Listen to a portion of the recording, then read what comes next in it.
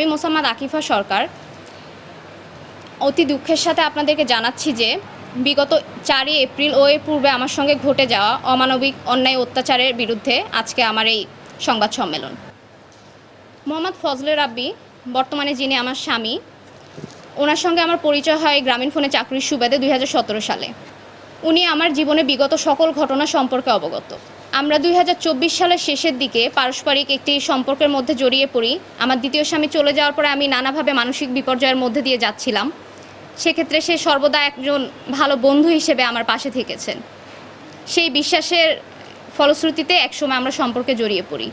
পরবর্তীতে 2025 সালের জানুয়ারি মাসের 9 তারিখে আমরা তার পরিচিত এক বন্ধুর বাসায় গিয়ে সেখানে বিবাহ সম্পন্ন করি, যেখানে সে 5 লক্ষ টাকা দেনমোহরানা ধার্য করে আমাকে বিবাহ করে। সেখানে আমার পরিচিত কেউ উপস্থিত ছিলেন না। আমি তখন তাকে রেজিস্ট্রির কথা বললে সে তখন বলে কিছুদিন পরে আমরা পারিবারিকভাবে বিয়েটা সম্পন্ন করব, রেজিস্ট্রিটা করব।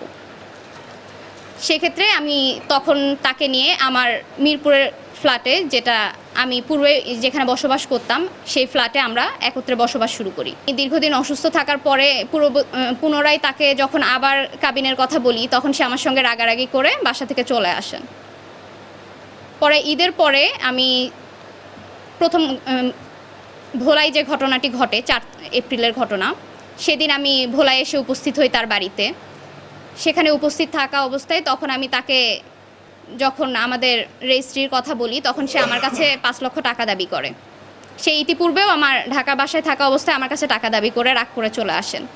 তো আমি তখন তাকে বলি সব কিছুই আমি ম্যানেজ করে দিব, চেষ্টা করব, তুমি তাহলে রেজিস্ট্রিটা করে আমার সঙ্গে ঢাকায় চলো, আমি সব কিছুই আমার পরিবারের সাথে কথা বলে ম্যানেজ করব। তখন সে রাগারাগি করে আমার সঙ্গে ঢাকায় যেতে একমত না হয়ে এক পর্যায়ে তার বাড়ির একটি কক্ষে নিয়ে গিয়ে আমাকে বন্দি করে রাখে, তার পরিবার সকলে মিলেই। সেই ঘরে নিয়ে গিয়ে তার হাতে থাকা কাচের গ্লাস সে ভেঙে সে পেছন থেকে ধরে আমার হাত কেটে দেয়। সেখানে তার বড় ভাই খোকন, যে ভোলা বাংলা সরকারি স্কুলের মাধ্যমিক বিদ্যালয়ের শিক্ষক, উনি ওখানে উপস্থিত থেকে ওনাকে সহায়তা করেন। পরবর্তীতে তারা সারা দিন আমাকে নানাভাবে অত্যাচার করে, মারধর করে, আমার হাত কাটা পুরো শরীরে আমার মুখ বেঁধে রাখে, হাত বেঁধে রাখে, হাত পা দড়ি দিয়ে কাপড় দিয়ে বেঁধে রাখেন। তারপর আমার মুখ কস্টেপ দিয়ে কাপড় দিয়ে বেঁধে রাখেন ওনারা।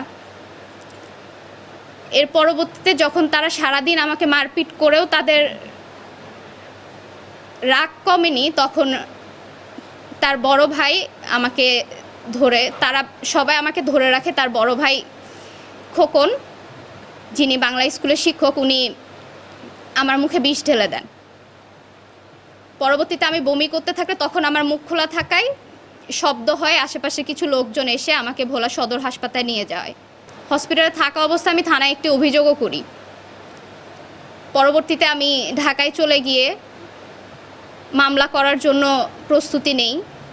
তারপরেও আমি তাকে বোঝানোর চেষ্টা করার জন্য তার বাড়িতে যাই, কথা বলার চেষ্টা করি। তারা কোনোভাবেই না মানলে আমি ভোলা সদর থানায় গিয়ে ওখানে ওসির সাথে কথা বলি।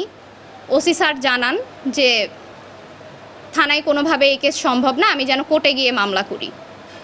সেক্ষেত্রে আমি সকল প্রস্তুতি নিয়ে মাননীয় আদালতের কাছে সকল দলিল উপস্থাপন করে মামলা করি। যে কেসের প্রাথমিক রায়ে মাননীয় আদালত এফআইআর দিয়েছেন ভোলা থানাতে।